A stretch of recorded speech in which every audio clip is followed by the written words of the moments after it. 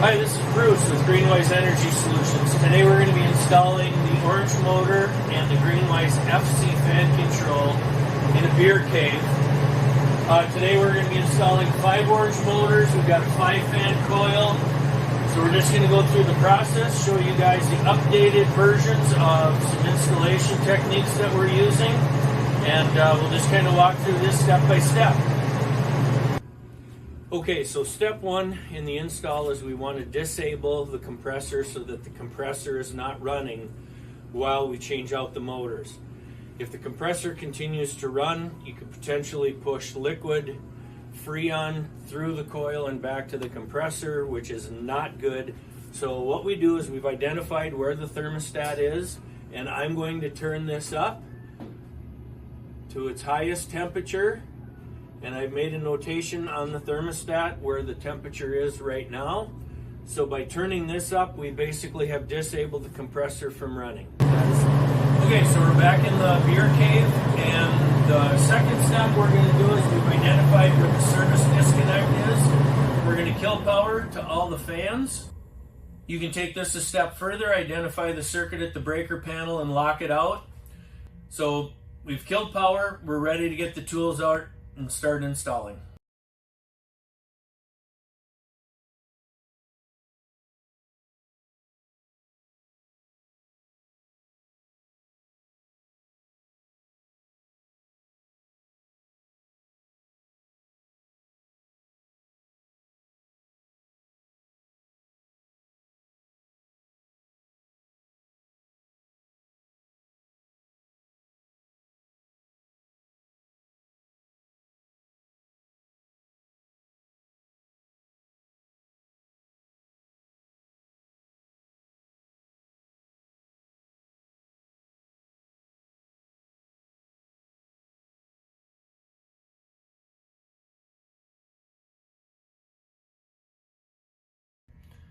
Okay, we've removed the 5 motors and now we're going to install the orange motor.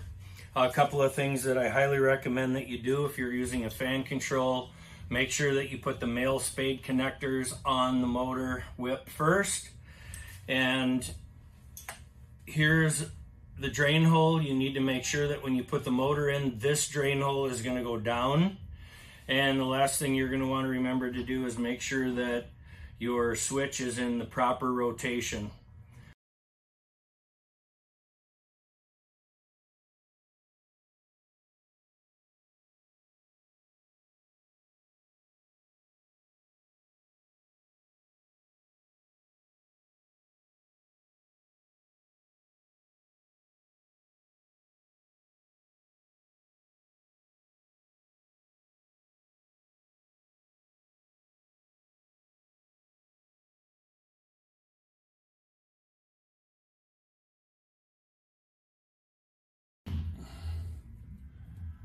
Got the motor installed,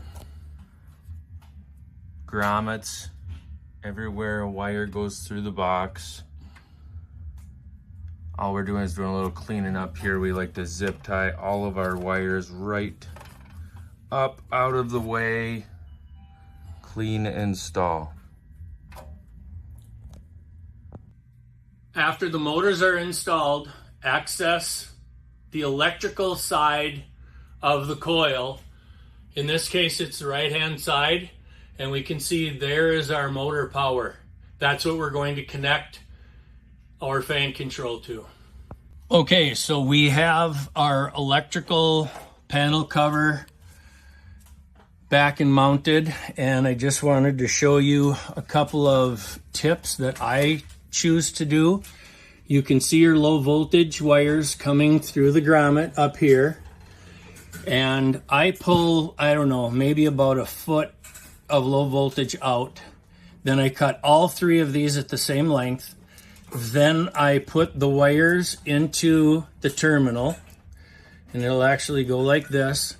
And you can see on the controller exactly where you need to put blue. It doesn't matter which one goes in which one on blue. There's red, it doesn't matter which one goes in which one. However, on black, it does matter. The low voltage output, negative is always black, positive is always red. Make sure you don't miss that. I'll finish wiring this up and we'll show you another quick video. Okay, so we've pretty much buttoned up this install. Fan blades are all on, controller's mounted. One thing I wanted to point out is this is the red thermistor. I can pull that out a little bit. You can see the red wire. I like to just stick it barely into that star grommet and so that it sticks out straight. You do not want this thermistor in front where it's getting discharge air, or in the back of the coil where it's getting return air, because it's going to give you a false temperature. This is a great place to put it. It's easy install, it looks good, and it's going to give you an accurate ambient box temperature, and that's what we're looking for.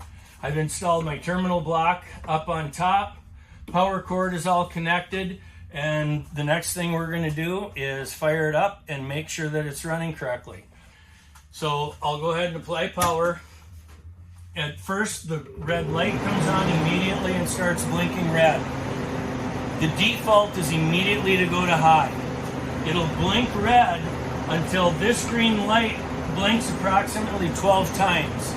It takes a reading from the blue thermistor, then the red thermistor, and it does that 6 times, calculates what's going on in the coil, and now you can see it's already dropped down to low speed. So we're going to adjust the thermostat, get it back to operating temperature, and this project is complete.